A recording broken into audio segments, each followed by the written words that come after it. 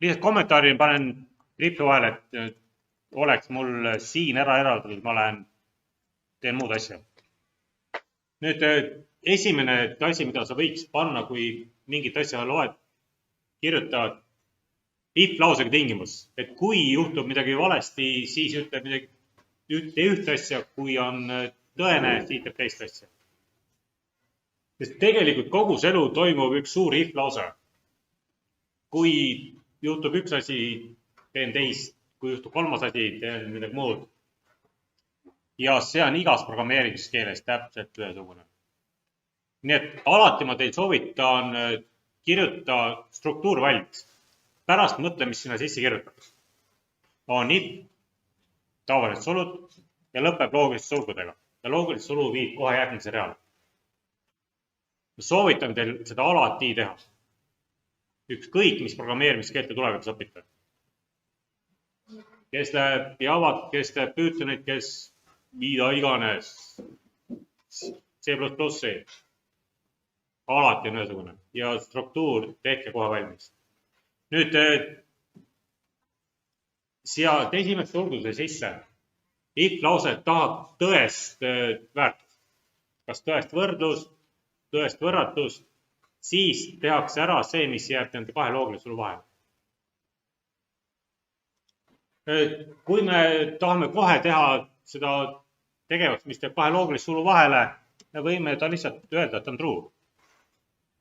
Kui ma ei viitsi sinna kirjutada mingit tõest lauset, et üks on suurem kui 0 ja muidu võin siia kirjutada vabalt, et üks on väiksem kui 3.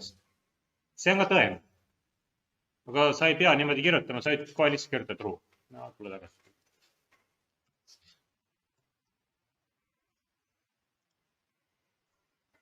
Ja siia sisse kirjutab nüüd selle, mis nagu kas tuleb ekraanile, võetakse uus arv. Aga seda läheb nüüd teil ülesandes vaja.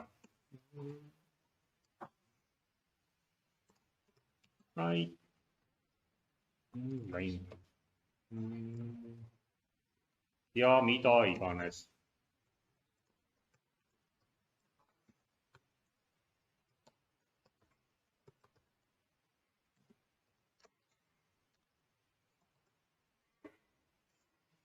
Nüüd see, et kui on ta tõene.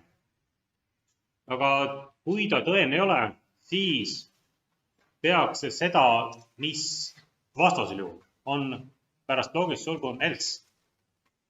Samamoodi jälle loogiliselt kinni, loogiliselt lahti. Ja kuna ma trükkida ei viitsi nii pikka teksti, teen copy vaste. No. Ei olnud.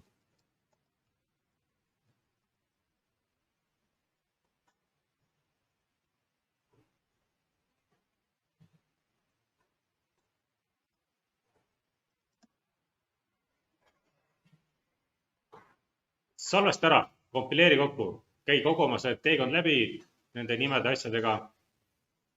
Vaata, kas ta pärast esimest kompileerimist annab sulle selle esimese rea, et on tõene.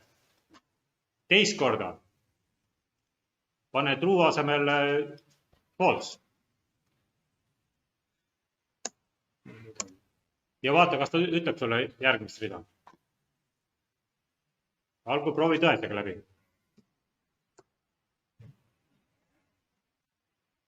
Salvestad ära, võtad oma CMD ette. Set kettale, CD tühi, koma kaus. Mina olen C-trailides, sina oled enda kausta.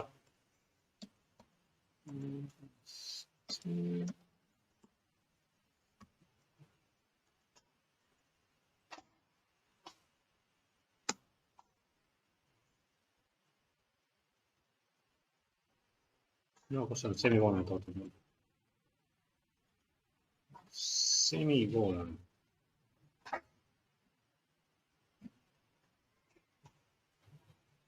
Isa 31. Okei, sorry.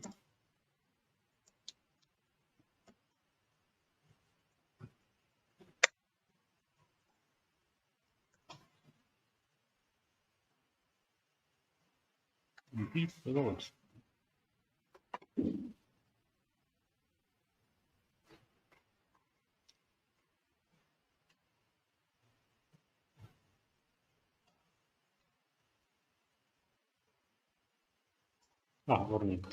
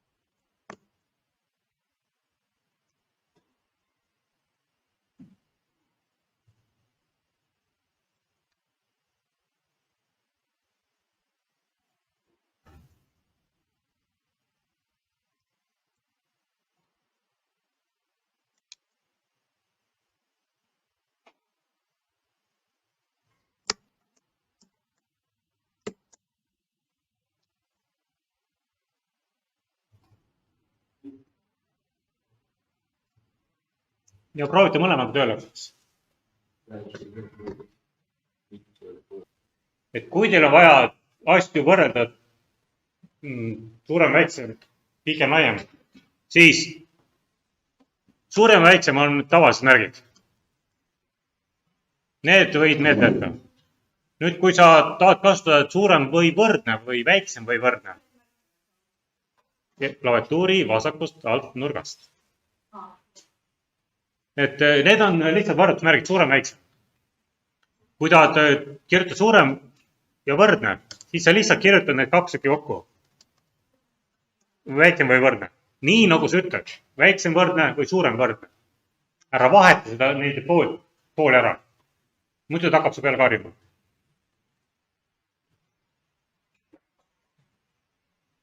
Nüüd, kui sa tahad võrrelda, siis on 2, heal juhul pane 3. 3 võrdusmärki võrdleb nii tüüpi kui ka väärtust. 2 võrdusmärki võrdleb ainult väärtust.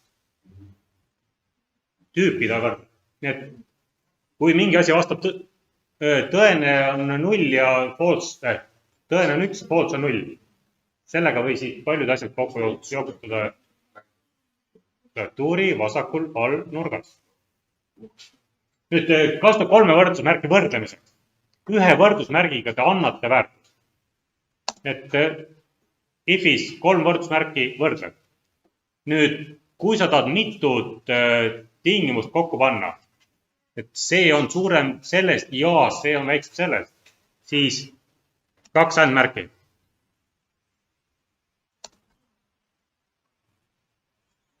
See on shift ja 6.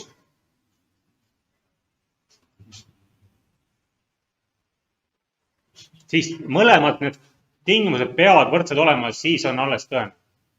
See on ja. See ja see peavad olema tõesed, siis on kogu võrratus tõene. Kui sa tahad võrrelda, et see või see on tõesed, ja kogu võrratus on tõene, siis sa pead kasutama kahte sellist märki. See on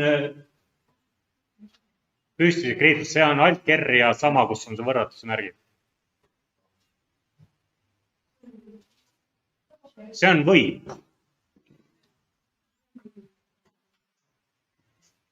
Need 1, 2, 3, 4, 5, 6, 7 omadust saab kasutada.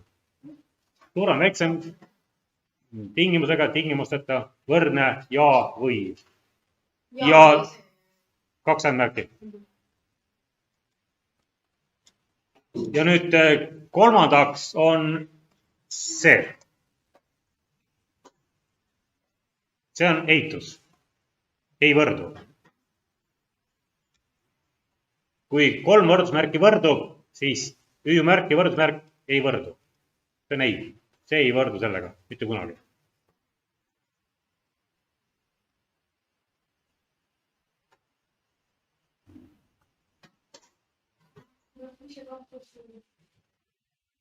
Need on võis. Kirjuta juurde ka. Võrdleb.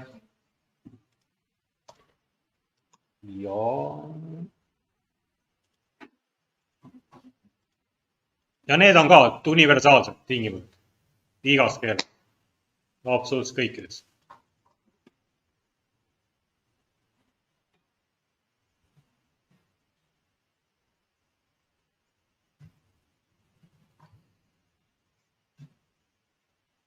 See kinni.